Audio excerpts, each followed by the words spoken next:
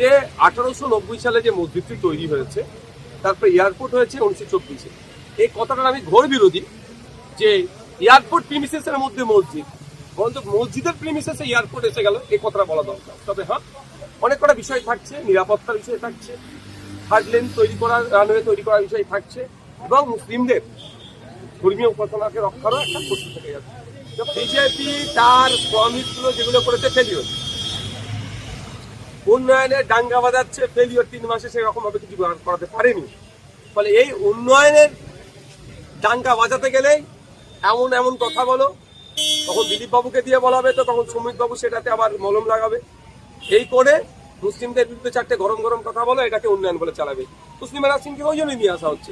আমি কেন বলবো? সংখ্যাগুরু গরিষ্ঠ সমাজের মানুষকে প্রশ্ন করুন যে তসলিমা নাসরিন পশ্চিমবাংলায় আসছে, যে প্রতিনিয়ত আপনার প্রতিবেশী সংখ্যালঘুদের ওপরে নিয়ে বাজে মন্তব্য করে, আপনি কেমন ভাবে দেখছেন? আমাকে কেন প্রশ্ন করবেন? আমি তো স্বাভাবিকভাবেই বলবো এটা ভালো না, এটা বলাবেন আমাকে দিয়ে, কিন্তু আমি ওটা বলবো না। যে কেউ আসতে পারে পশ্চিমবঙ্গের সংস্কৃতি কালচার প্র্যাকটিস করার জন্য কেউ আসতে পারে, কিন্তু সংস্কৃতি কালচারকে সামনে রেখে নির্দিষ্ট কোনো ধর্মের বন্ধের মানুষকে যদি আঘাত করে, তাহলে তখন প্রতিবাদ হবে ডেমোক্রেটিক হয়ে। প্রতিবাদ করা আমাদের গণতান্ত্রিক অধিকার, প্রতিবাদ করতে হবে, অন্যায় হলে সে প্রতিবাদ হবে, কিন্তু প্রতিবাদটা যেন গণতন্ত্রের মধ্যে আবদ্ধ থাকে, ডেমোক্রেটিক হতে পারে। আজকে তো এখানে কারফিউ জারি করা হয়েছে, দেখুন 163 জারি করবেন, সেটা রাইট আছে, জারি করতেই পারে, কিন্তু প্রশ্ন থেকে যাচ্ছে যে 1890 সালে যে মসজিদটি তৈরি হয়েছে, তারপরে এয়ারপোর্ট হয়েছে 1924-এ। এই কথাটার আমি ঘোর বিরোধী যে এয়ারপোর্ট প্রিমিসেসের মধ্যে মসজিদ, বরঞ্চ মসজিদের প্রিমিসেসে এয়ারপোর্ট এসে গেল, এই কথাটা বলা দরকার। তবে হ্যাঁ, অনেক কটা বিষয় থাকছে, নিরাপত্তার বিষয় থাকছে, থার্ড লেন তৈরি করার, রানওয়ে তৈরি করার বিষয় থাকছে, এবং মুসলিমদের ধর্মীয় উপাসনাকে রক্ষারও একটা প্রশ্ন থেকে যাচ্ছে।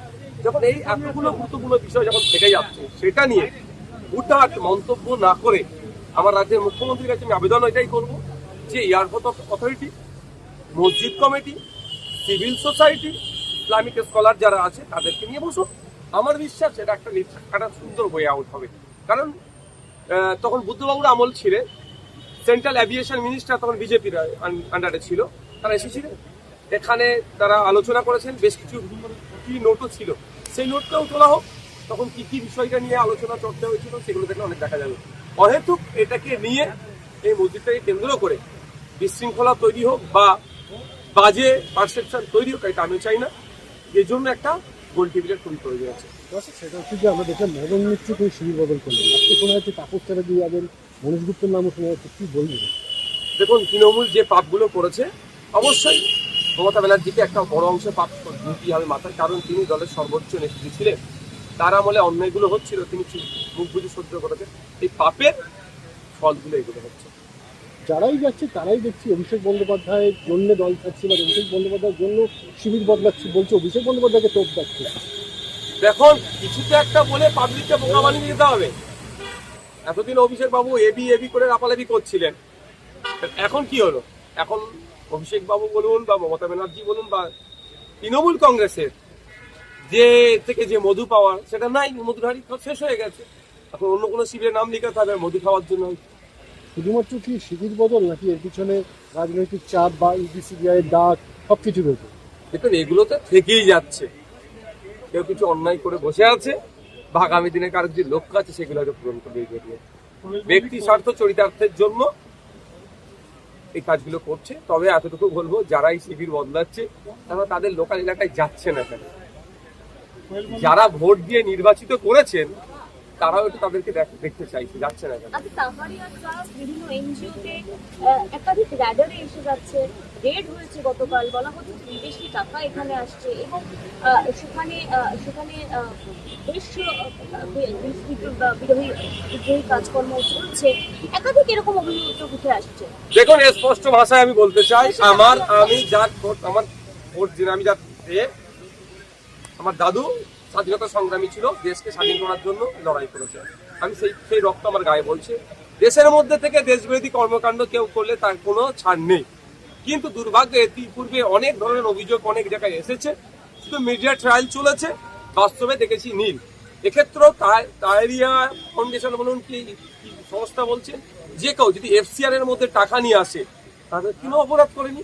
হ্যাঁ, এফসিআর এর সময় এখন যে বর্তমান যে কেন্দ্র সরকার চলছে, প্রচুর লোকের এফসিআর বাতিল করে দিয়েছে। বিদেশি টাকা যারা অনুদান নেয়, সে নিয়ারও প্রভিশন আছে, সে টাকা নিয়ে কোথায় কিভাবে খরচ করছে সেটা দেখার দায়িত্ব। তদন্ত যদি অন্যায় করে থাকে একটাও না ছাড় পায়, তবে হ্যাঁ আমার অনুরোধ এটাই, উইদিন 6 মান্থ তদন্ত প্রক্রিয়া শেষ হোক। তাহলে ইডি, সিবিআই, এনআইএ সব নিচ্ছে, তদন্ত কচ্ছপের গতিতে চললে হবে না। উইদিন 6 মান্থ অন্যায় করলে রাস্তায় ফাঁসি দিয়ে যাবে, এমন দৃষ্টান্ত তৈরি করতে হবে, দেশে থেকে দেশের গাদ্দারি তো করার সাহস হবে না।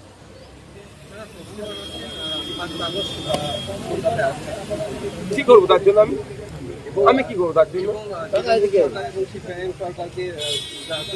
শোনো একটা কথা বলি, বিজেপি তার প্রমিস গুলো যেগুলো করেছে ফেলিওর,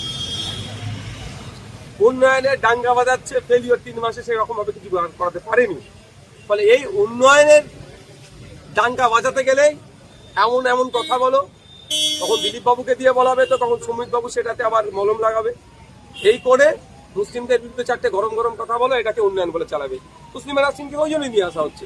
আমি কেন বলবো? সংখ্যা করুন, গরিষ্ঠ সমাজের মানুষকে প্রশ্ন করুন যে তসলিমা নাসরিন পশ্চিমবাংলায় আসছে, যে প্রতিনিয়ত আপনার প্রতিবেশী সংখ্যালঘুদের ওপরে নিয়ে বাজে মন্তব্য করে, আপনি কেমন ভাবে দেখছেন? আমাকে কেন প্রশ্ন করবেন? আমি তো স্বাভাবিকভাবেই বলবো এটা ভালো না, এটা বলাবেন আমাকে দিয়ে, কিন্তু আমি ওটা বলবো না।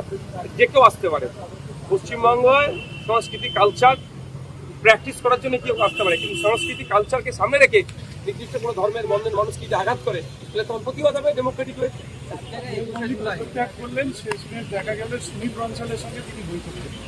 আমি অনেক আগে বলেছি, এই ধরনের যারা এই সিনেমা জগতের আছে তাদেরকে দিয়ে এই ধরনের কোনো কিছু হয় না। হ্যাঁ, সেটা যদি পুরোপুরি যদি আসে তখন, কারণ এরা একটা জগৎ সামলাচ্ছে।